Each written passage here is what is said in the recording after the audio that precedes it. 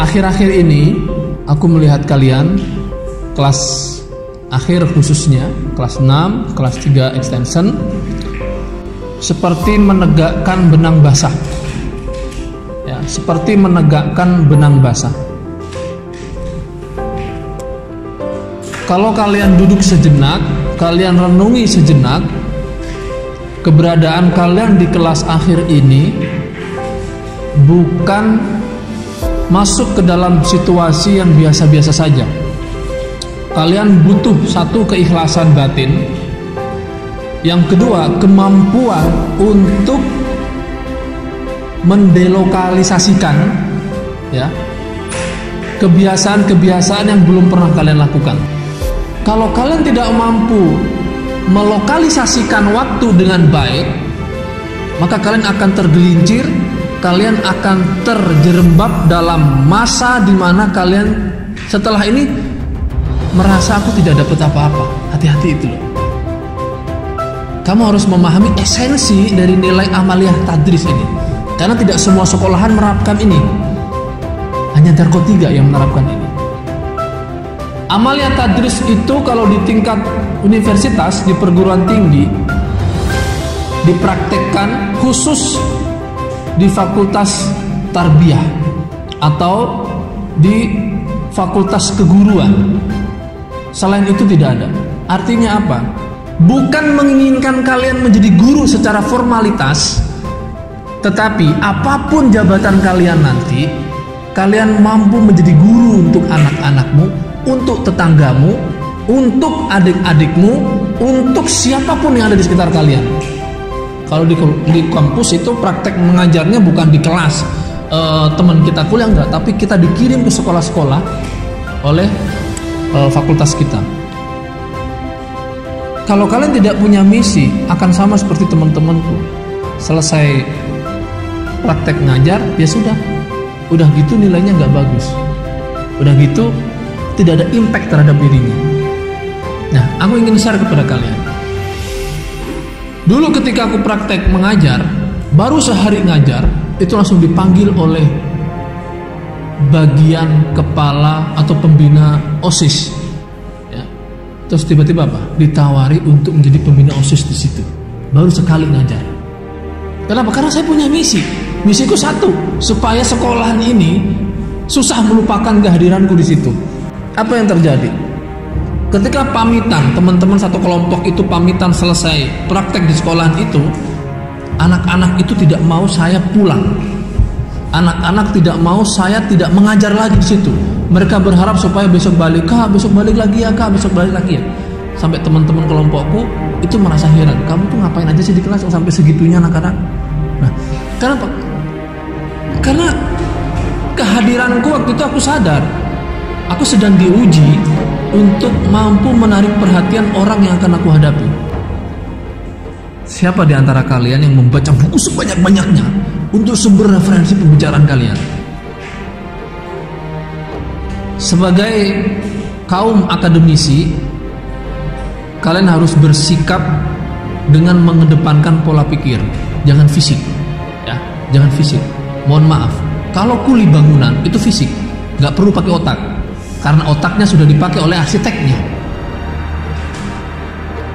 Kalau kalian mengedepankan fisik, kalian bukan arsitek masa depan kalian, bukan arsitek pendidikan kalian, tapi kalian ada kuli terhadap ambisi-ambisi yang itu susah untuk kalian tegakkan, karena kalian tidak sadar punya ambisi itu.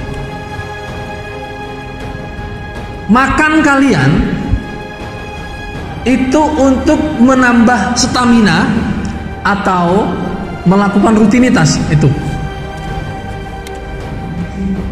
Kalau melakukan rutinitas, kalian mewajibkan diri kalian sehari makan 3 kali. Akibatnya apa?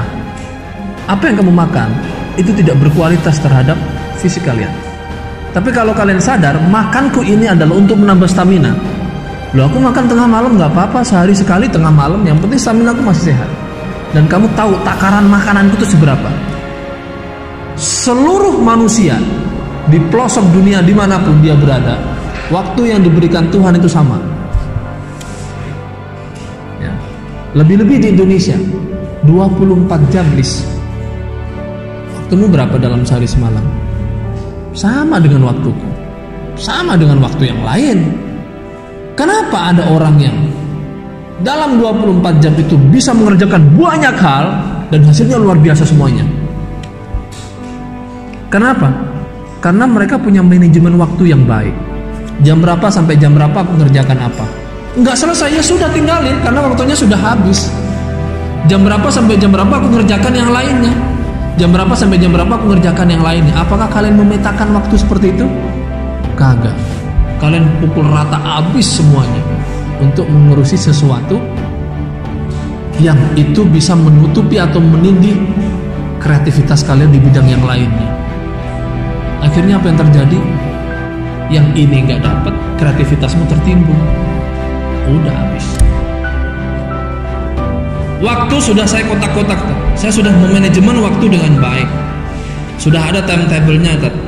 Setiap hari jam berapa sampai jam berapa, pagi aku ngapain, siang ngapain, sore ngapain. Tapi ketika di pagi mau pindah ke siang itu nggak fokus, masih terganggu dengan sesuatu yang tidak selesai di paginya. Akhirnya yang dikerjakan di siang harinya itu tidak maksimal karena masih terganggu. Pindah ke sore, yang A masih mengganggu lagi. Pindah yang C, yang A masih mengganggu lagi. Latihan untuk melupakan. Latihan untuk ikhlas. Apa yang ada pada dirimu itu tidak selamanya nempel. Latihan untuk ikhlas. Latihan untuk rela. Kan tidak diharuskan untuk selesai. Manajemen waktu itu kalau saya lakukan,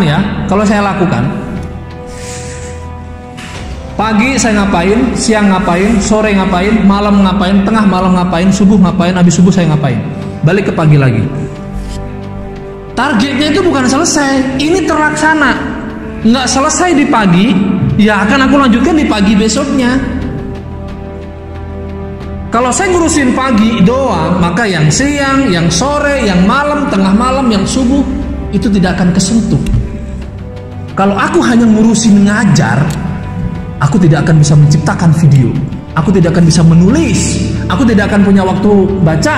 Aku tidak punya waktu bermain dengan Danis. Aku tidak punya waktu bercengkrama dengan istri. Emang ketika aku main dengan Danis pekerjaanku selesai? Belum. Emang ketika tengah malam aku baca, itu pekerjaanku yang pagi ngajar, ini urusan administrasi ngajar selesai? Belum selesai. Misalkan di pagi, pagi pekerjaanku selesai karena kemarin sudah dicicil, masih ada sisa waktu. Nah di situ aku masukkan tuh. Di situ aku selipkan. Kemudian pagi nggak bisa diganggu. Siang, pekerjaanku sedikit, alhamdulillah sudah selesai karena kemarin sudah dicicil. Waktunya masih panjang. Nah, pekerjaanku yang tengah malam, pekerjaan yang di waktu-waktu selain siang tadi belum selesai, saya ambil waktu ini, saya hibahkan untuk menyelesaikan itu. Dan ketika kita sudah membuat itu, yang dibutuhkan adalah konsistensi. Konsistensi itu erat hubungannya dengan ketawaduan, ketaatan. Itu kamu terapkan dalam hidupmu ya. Ketika kamu tidak kuat atau tidak tega, kamu katakan kepada pekerjaanmu, sorry, ini waktuku untuk pindah ke pekerjaan yang lainnya. Kamu diam di situ ya. Tegaskan itu ya, ke dalam timetable. Natatimil hamdal. Suratul Majlis.